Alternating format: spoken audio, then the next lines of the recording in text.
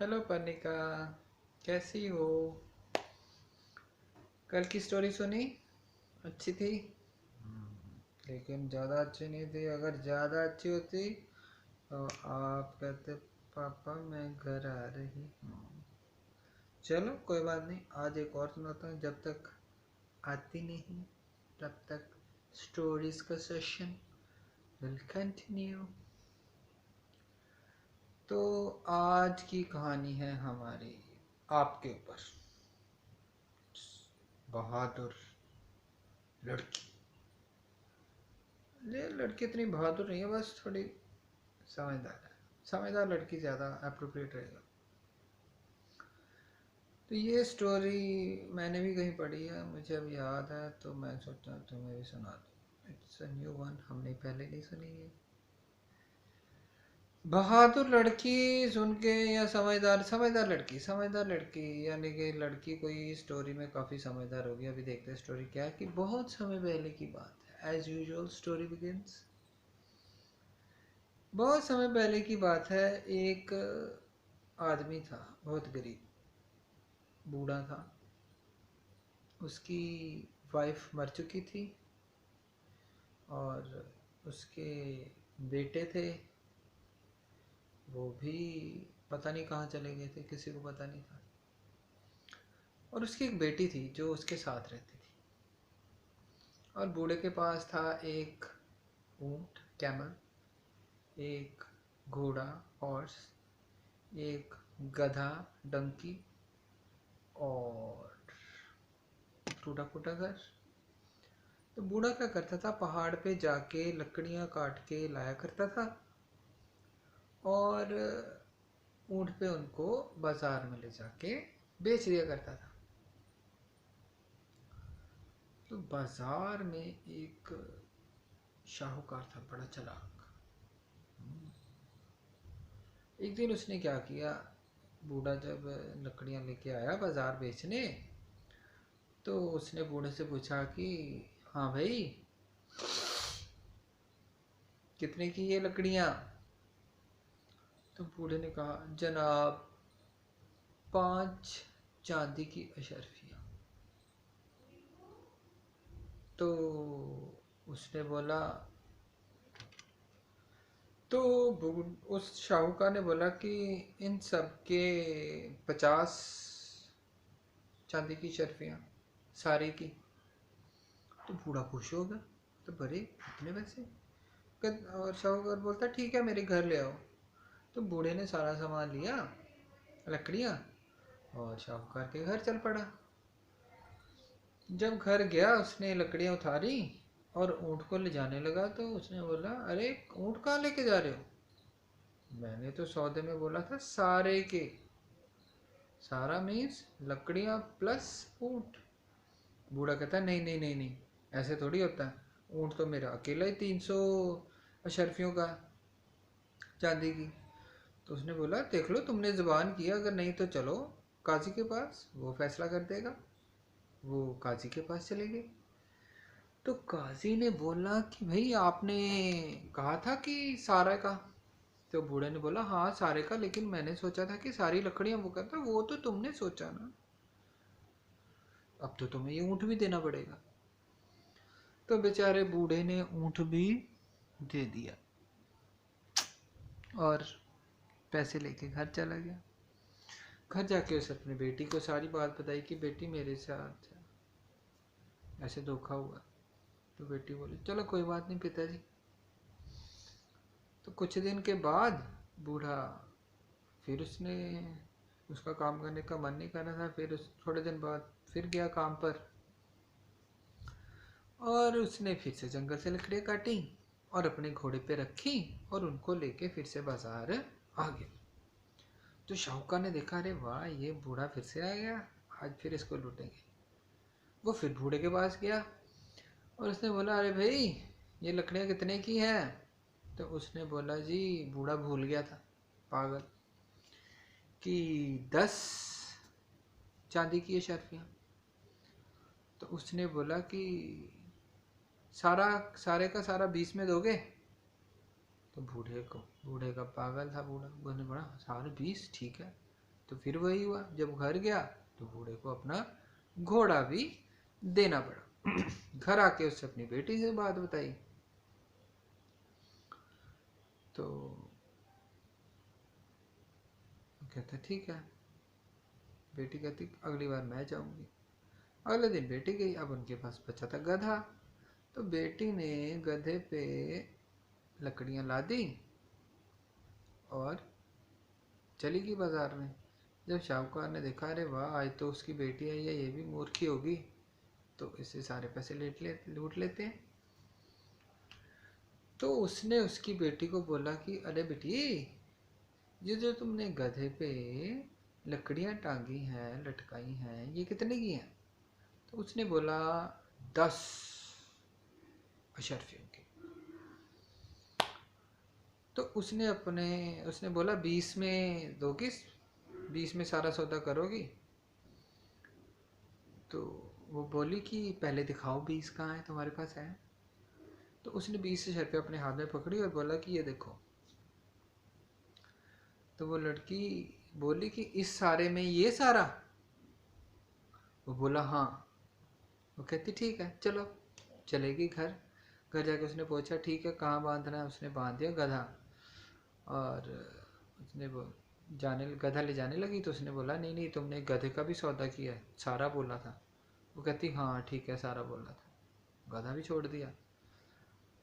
तो अब जब वो उसको अशर्फिया देने लगा 20, तो लड़की ने बोला कि मैंने भी तो सारा बोला था, तो मुझे तो अशर्फियों के साथ तुम्हारा हाथ भी तो चाहिए। इस सारे के बदले में ये सारा, तो उस सारे में तुम्हारा हाथ और अशर्फिया दोनों आती हैं। तो दोनों में फिर झगड़ा होता था, मैं अपना हाथ कैसे दूं? दोनों में झगड़ा होने लग पड़ा। झगड़ते झगड़ते झगड़ते झगड़ते वो चले गए किसके पास? काजी के पास। उधर लड़की का पिता भी आ गया। तो जब काजी ने पूछा तो लड़की ने बोला हाँ जी, मैंने तो बोला था ये सारा, पूछ लो इससे। उसने बोला हाँ यही बोला था ये सारा। तो काजी बोला अब तो तुम्हें अपना हाथ देना पड़ेगा। वो कहता नहीं नहीं, मैं अपना हाथ कैसे काट के दूँ, मैं नहीं दूंगा। तो वो काजी ने बोला कि नहीं देना तो इसके बदले में कुछ दे दो। लड़की से पूछा क्या चाहिए? कहती जो इसने हमारा घोड़ा और ऊंट रखा है वो हमें दे दो। वो कहते ठीक है। तो घोड़ा और ऊंट लेके जाने लगे। तो शाहूकार बड़ा चालाक था, गधा घोड़ा ऊंट और लकड़ियाँ वो ले ली। तो शाहूकार ने सोचा कि यार ये तो सब कुछ ले गए। उसने बोला चल लड़की, तू मुझे बहुत समझदार लगती है, हम ऐसे एक शर्त लगाते हैं। उस शर्त में हम एक दूसरे को कहानी सुनाएंगे, जो दूसरे की कहानी को झूठी बोल देगा उसको 100 सोने की अशर्फियाँ देनी पड़ेंगी। वो कहती ठीक है, अब क्योंकि आप मेरे से बड़े हैं तो पहले कहानी आप सुनाइए। तो शाहूकार कहानी सुनाने लगा। उसने बोला एक बार हमने अपने खेत में फसल बीजी। वो फसल इतनी बड़ी बड़ी हुई कि हमारे खेत में लोगों के घोड़े, बैल, ये सब गुम हो जाते थे।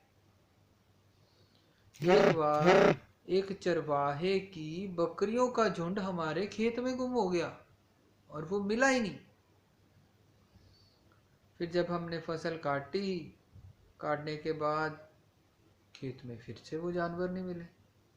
तो एक दिन मेरी पत्नी उन कनक के दानों से चपाती बना रही थी। तो जब मैं चपाती खाने लगा तो मेरे मुंह में से मैं की आवाज़ आने लगी। तो मैंने देखा, जब बुरकी बाहर निकाली तो गधा गधा नहीं, क्या था, बकरी बकरी निकली। और वो बकरी कनक खा खा के इतनी बड़ी हो गई थी, एकदम घोड़े जितनी। और तभी एक के बाद एक बकरियां निकलने लगी, सभी घोड़े घोड़े जितनी बड़ी। और सारी की सारी बकरियां जो गुम हुई थी वो सारी बाहर आ गई।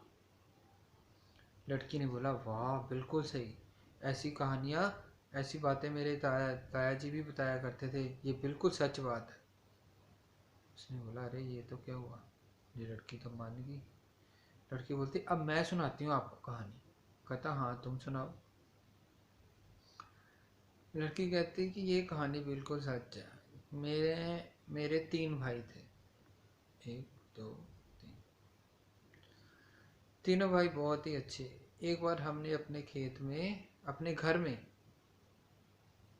कपास का एक बीज बोया। कपास कॉटन जिससे बनती है। तो वो पौधा इतना बड़ा हो गया कि पूरे गांव में उसकी छाया थी। एक दिन लगता था उसके तने से लेकर लास्ट टहनी की छाया तक पहुंचने में। तो हमने बहुत सारी औरतें लगाकर उसकी कपास तोड़ी।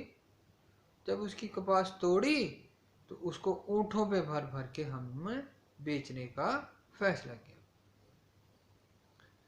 तो मेरे तीनों भाई उस कपास को ऊँटों पे लाद के दूसरे शहर में बेचने के लिए चले गए, जो अब तक वापस नहीं आए।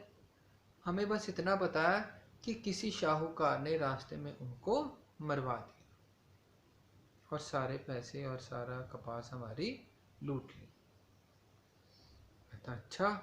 कहती हाँ, और तुमने ये जो सूट पहन रखा है ये वही सूट है जो मेरे मझले भाई ने पहना हुआ था, तुम ही ने उनको मारा है।